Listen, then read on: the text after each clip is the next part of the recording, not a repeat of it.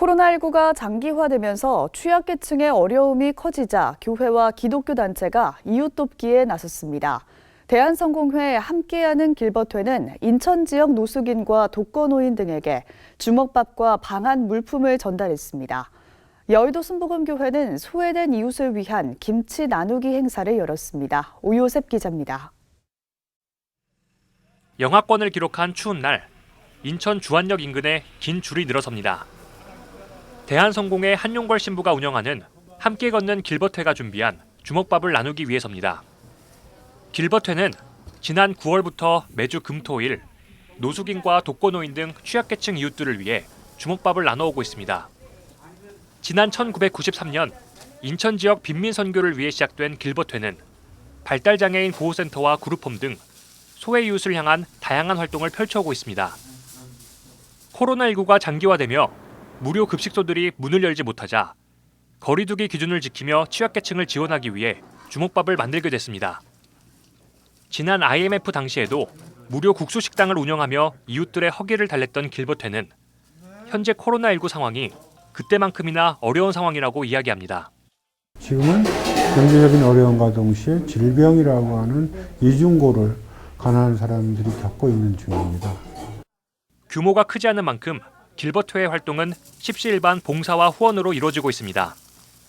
자원봉사자들과 함께 4시간에 걸쳐 400인분의 주먹밥과 된장국, 찐감자 등을 준비해 직접 전달합니다. 또 마스크 등 위생용품과 추위를 이길 수 있는 겨울 외투도 전달합니다.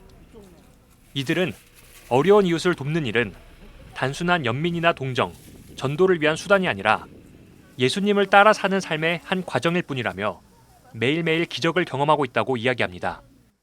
예수님의 어떤 진리의 길을 따라가는 한 방법으로서 제가 선택한 방법입니다. 이 시대에서, 이 코로나 시대에서 우리는 어떻게 기독교인들은 행동할 것인가. 가난하고 또 밥을 먹을 수 없는 거리의 사람들에게 다가가야 한다는 것이 예수님의 생각이 아니었을까.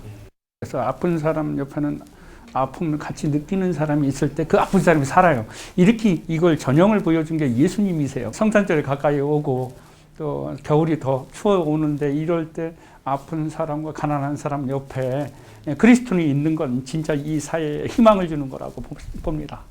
주먹밥을 함께 나눈 이들은 코로나19라는 어려운 시기에 환대와 도움의 손길이 더욱 크게 느껴진다며 고마운 마음을 전했습니다. 고맙기가 그지 없지요. 그렇잖아요. 뭐 없는 사람 좀 배고프니까 오는데 해주는 사람들이 참 고맙기만 하겠구만요. 교회들의 취약계층 지원도 이어지고 있습니다. 여의도 순복음교회는 김장 나누기 행사를 열고 약 1,200박스의 김치를 소외된 이웃에게 나눴습니다. 여의도 순복음교회 장애인 대교구는 매해 직접 김장김치를 담갔지만 올해는 코로나19로 김치를 구입해 전달했습니다.